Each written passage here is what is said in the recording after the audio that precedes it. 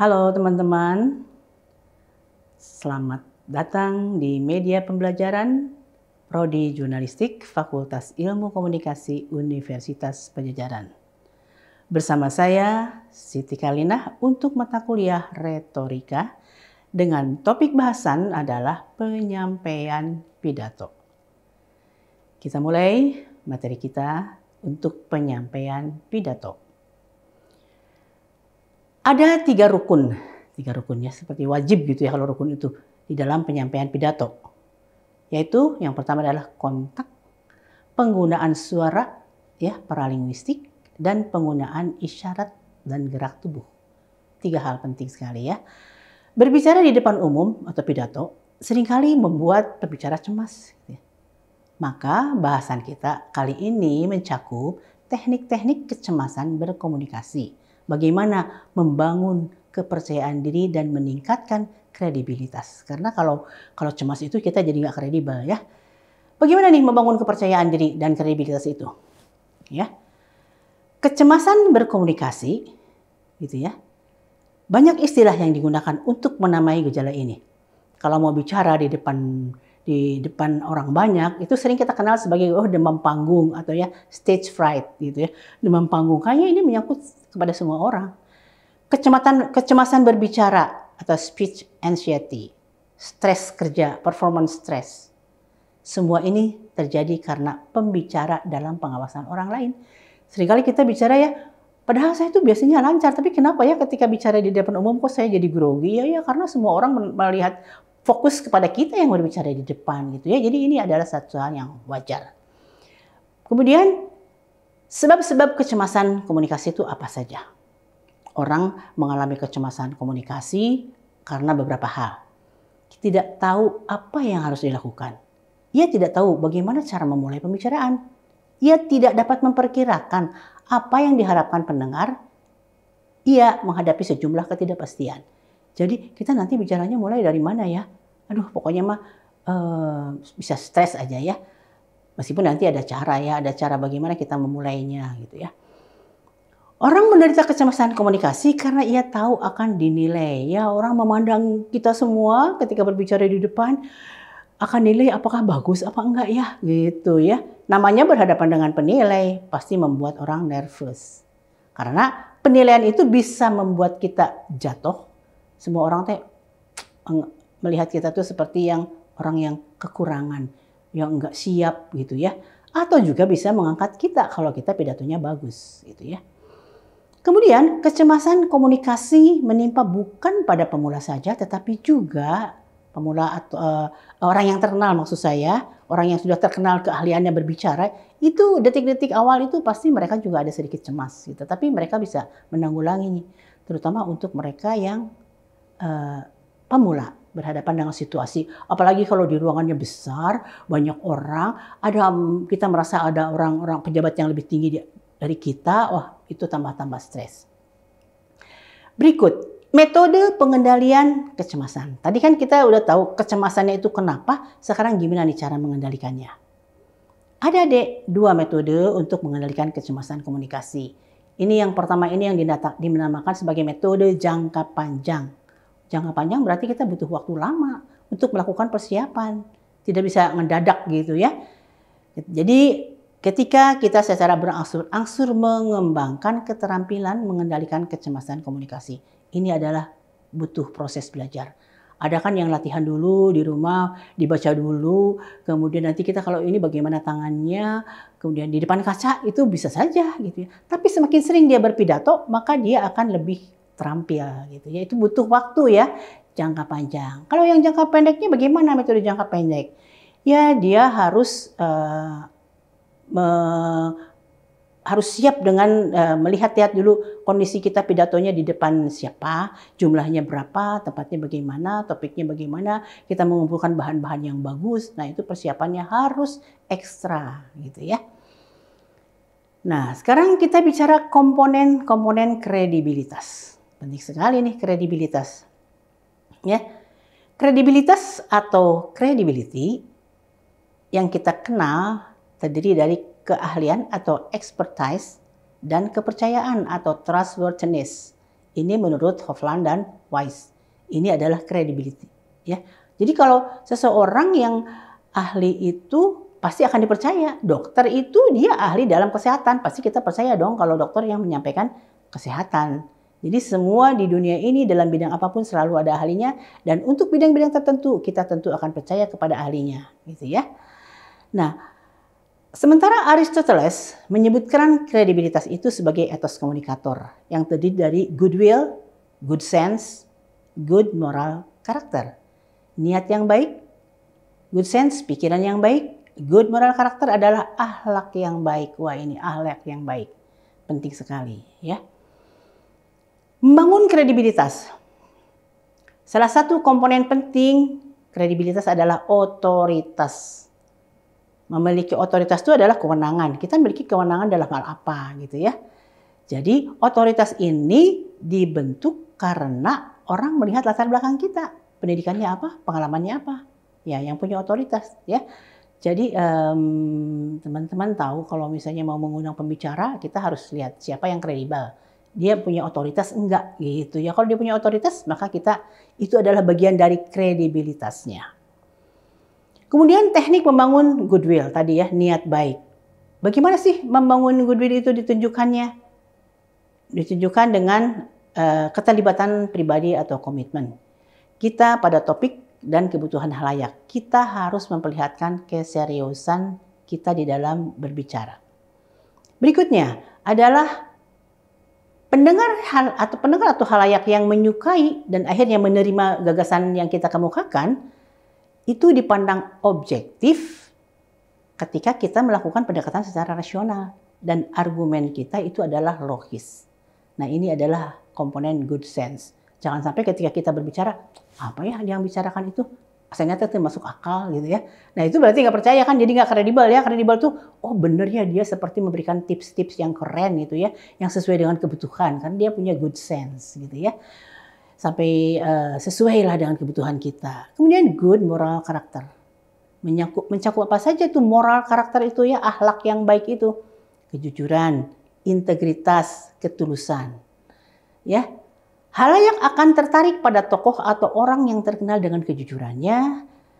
Kemudian ketika kita berbicara di depan halayak bukan sekedar menyampaikan pesan, tapi juga seluruh kepribadian kita. Jadi kalau kita menjadi pembicara itu bukan hanya apa yang diomongin oleh kita, tapi kita ini siapa sih sampai orang mau mendengar.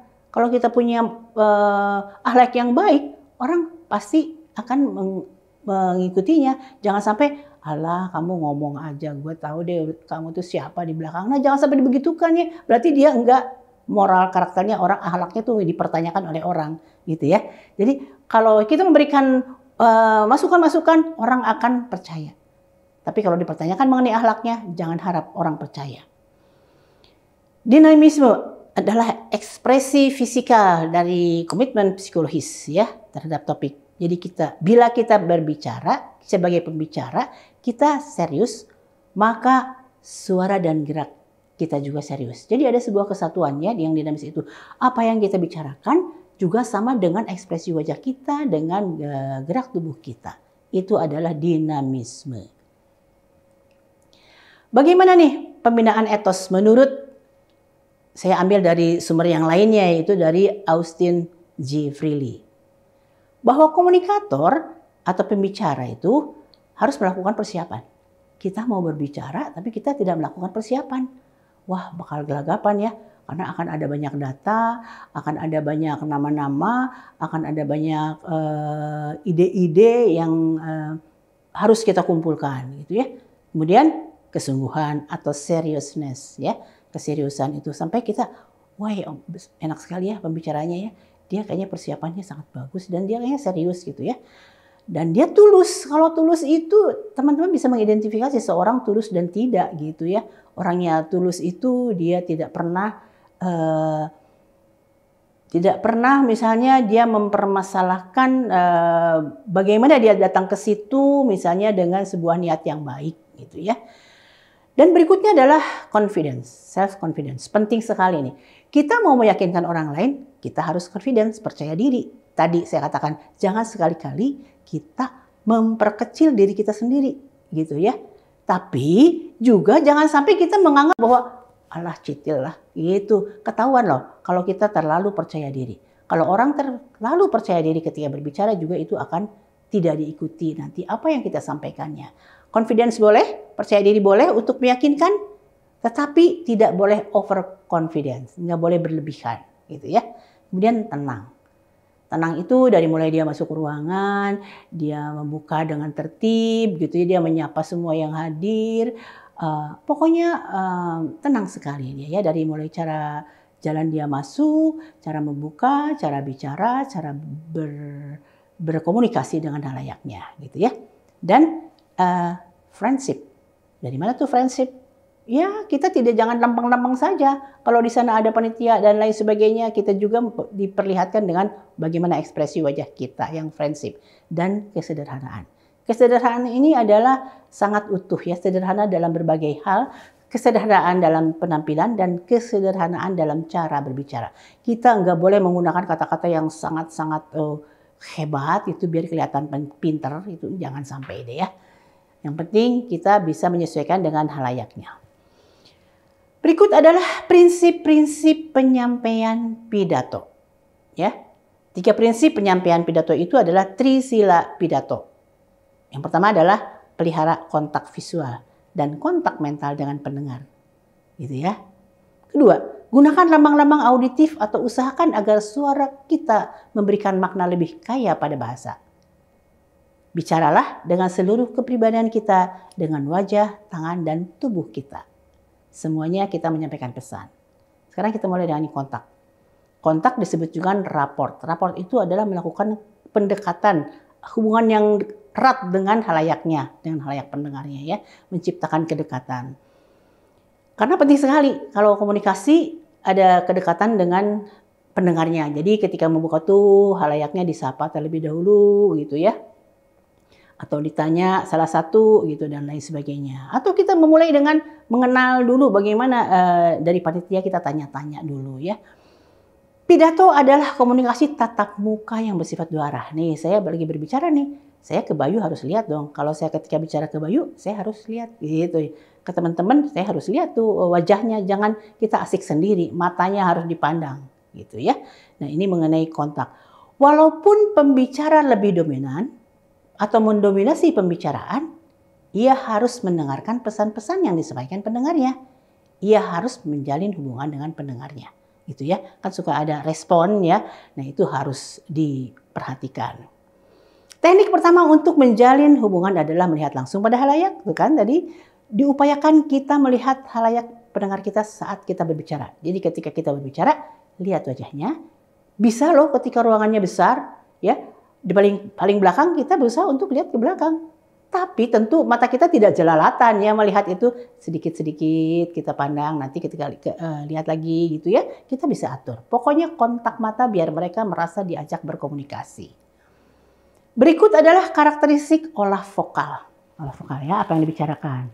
Yang disebut paralinguage atau paralinguistik yang tadi dari kejelasan, intelligibility, keragaman atau variety, dan ritme atau ritme, intonasi, dan artikulasi. Ya, kita bahas sekarang dari masing-masing itu.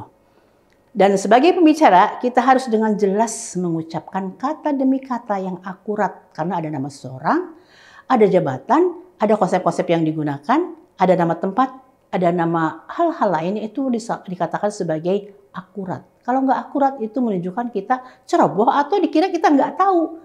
Penggunaannya nggak pas deh gitu ya karena salah menggunakan istilah itu. Berikutnya adalah olah visual. Visual kelihatannya ekspresi wajah kita ini. Ekspresi wajah merupakan cerminan karakter pembicara karena bisa menggambarkan apakah pembicara itu serius, sungguh-sungguh, ramah atau kelihatan angkuh. Dari wajah kita itu kelihatan. Ya, orang yang sombong juga atau yang jutek itu kelihatan. Wajah kita tuh adalah cerminan diri kita gitu ya. Kita boleh ramah tapi jangan terlalu banyak senyum. Kalau terlalu banyak senyum jadi aneh dong gitu ya. Postur. Nah, postur ini berkenaan dengan keseluruhan anggota badan yang menentukan baik tidaknya sebuah pidato. Kalau pidato itu berdiri, seorang pembicara itu berdiri, dia harus kelihatan oleh semua yang hadir di situ. ya. Kita harus kelihatan oleh semua, karena kan tadi patokannya biar mereka merasa diajak berkomunikasi. Atau berdirinya bagaimana? Jangan bungkuk, jangan terlalu tegak. Kalau terlalu tegak itu dianggap nanti itu terlalu percaya diri. Atau bungkuk, wah itu juga tidak bagus kelihatannya, gitu ya. Bagaimana pembicara itu harus memperlihatkan bahwa dia akrab, santai, gitu ya. Santai ketika berbicara, gitu. Jangan tegang, diam di tempat, terpaku seperti patung, itu enggak. Kita boleh jalan, mendekati halayak kita, gitu ya. Jalan kemana, tapi tidak boleh berlebihan karena kita tidak sedang main teater, gitu ya. Datang ke sini, sempri datang ke sini, gitu ya. Seperti itu ya, mengenai postur. Atau bisa saja berikutnya adalah gestural. Gestural, tadi postur ya, seluruh anggota badan. Seluruh anggota badan. Sekarang gestural. Gestural ini merupakan gerakan sebagian anggota badan untuk mengkomunikasikan berbagai makna. Pesan gestural ini adalah gerak jari dan lengan. Tangan kita digunakan. Ya. Jadi kalau pidato kayak patung, diam saja. Sementara kita mau meyakinkan orang, gunakanlah tangan ini untuk menunjang pesan kita. Gitu ya. Pesan gestural ini ya. Jadi kita menggunakan jari kalau kita bagus, gitu. Ini bagus sekali, gitu teman-teman. Atau teman-teman, mari kita sama-sama melawan korupsi, atau mari kita sama-sama membantu rakyat Palestina. Mari sama-sama. Sama-sama berarti tangannya dikatupkan, gitu. Kita sama-sama melawan ketidakadilan, melawan KKN, gitu ya, melawan moral yang rendah. Itu pasti gerakan kita, gitu ya.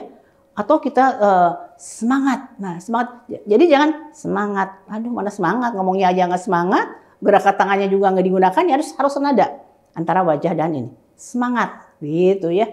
Kita berhasil loh.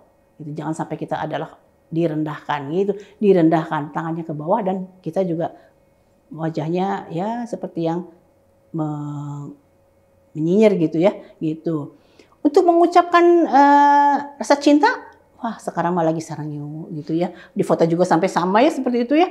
Gitu. Itu boleh digunakan karena ini adalah sesuatu, gitu. Ngajak bersama, semangat. Gitu. Jangan sekali-kali kita percaya kepada ini digunakan, ya. Tapi jangan berlebihan, gitu, ya. Dan banyak sekali semua orang boleh menggunakan tangan ini, ya. Selanjutnya adalah bagaimana nih, saya kutip nih dari bukunya Pak Jalaluddin nih, karakteristik isyarat yang baik. Pak Jalaluddin mengutip Glenn R. Cape dalam Basic Oral Communication. Mengemukakan nih ciri-ciri isyarat yang baik. Isyarat yang baik bersifat spontan dan alamiah. Jadi spontan aja ketika tadi, mari kita sama-sama membangun, mari kita bekerja sama. Bekerja sama ini, jangan mikir lagi gitu ya. Ini spontan, kalau bersama-sama itu seperti apa gitu ya. Dan isyarat harus lahir karena dorongan untuk mengungkapkan gagasan atau menjelaskan berbagai pengertian.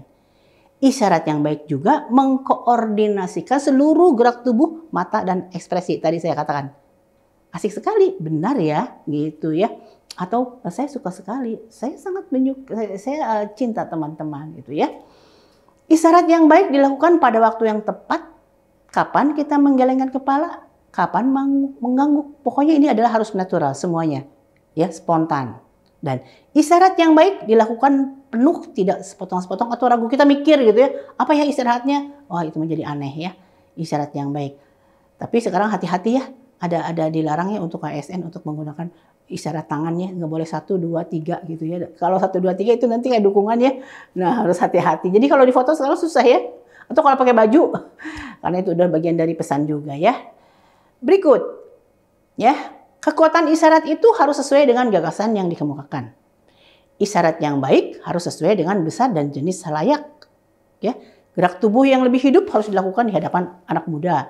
Isyarat yang baik harus bervariasi. Jangan terlalu banyak menggunakan 1 atau 2 isyarat.